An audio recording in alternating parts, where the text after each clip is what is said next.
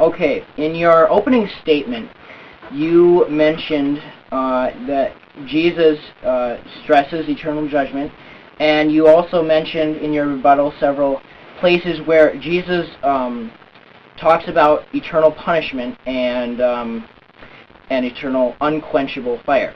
I did mention unquenchable fire in my opening statement. I do believe that hell is definitely eternal. It never stops burning. There's actually a pastor who made an argument that it was literally God's fire, and he used several Old Testament verses to support that. But I won't get into that now. I don't think that eternal fire necessarily shows that the actual punishment is eternal, or that the soul does not last forever. Like, for example, in Matthew it says, don't fear the person who can destroy the body, but he who can destroy the soul and the body in hell. And I guess I just have to go back to my argument that it's in the New Testament, immortality is not used with the unbelievers, and I just don't think that an eternal, unquenchable fire needs necessarily an immortal soul to be in it, because we can see from Gehenna too that the trash is burning up. We can see from Sodom and Gomorrah when Jesus refers to Sodom and Gomorrah and uses that as an example. Annihilationism, you argued that it wasn't enough to cause people to perhaps stop sinning in the Sermon on the Mount, or you said that why would Jesus stress that so much? I don't think we know a whole lot about what hell will feel like, but I definitely think that when it says that God will judge people according to their works, that means that there's definitely going to be some definite punishment. That's certainly not something that you would take lightly. For example, in Job and in the Sermon on the Mount, and I think if you sin more, then I think you would definitely get more of a punishment. All right, it's question and answer time. Adam Zenz will be asked 3 questions. He has 1 minute to respond to each of them, and Zach Zenz will be asked 2 questions, again 1 minute to answer each of them.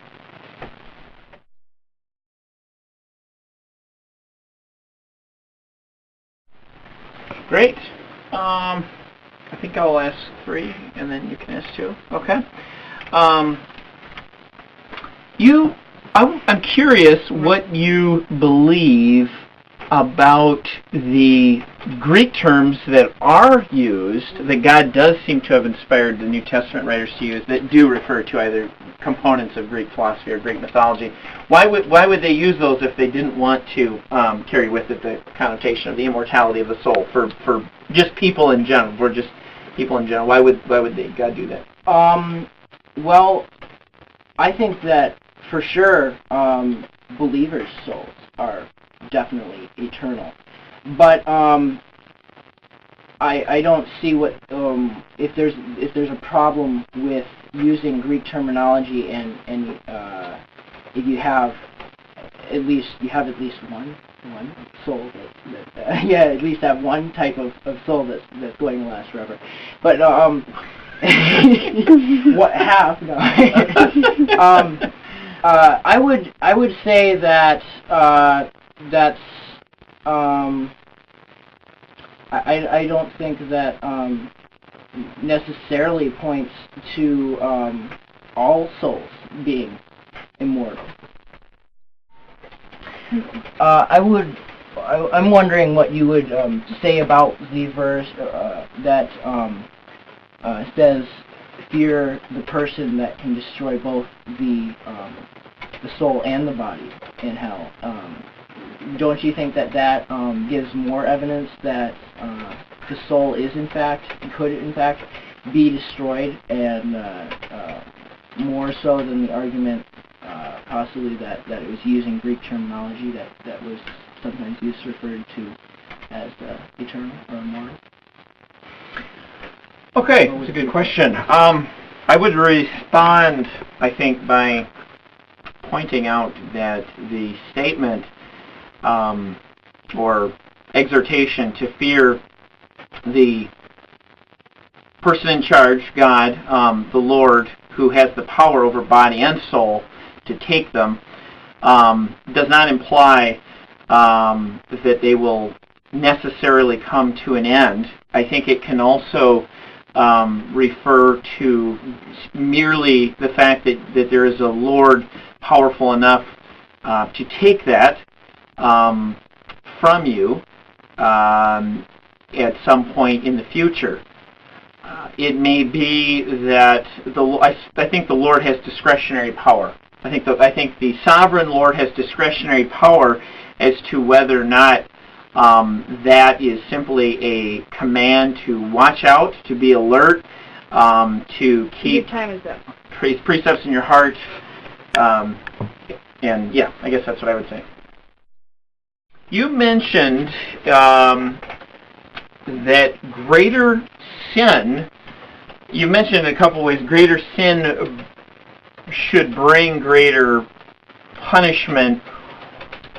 How do you see, do you make a distinction between the judgment for our works that you cited from Romans chapter 2 verses 5 and 6 and an eternal judgment for the the final destiny of people, whether saved or unsaved? Do you make a distinction between the Romans 2 judgment, where everybody is accountable for their thoughts and deeds, and a subsequent judgment to an eternal lot or condition of the person?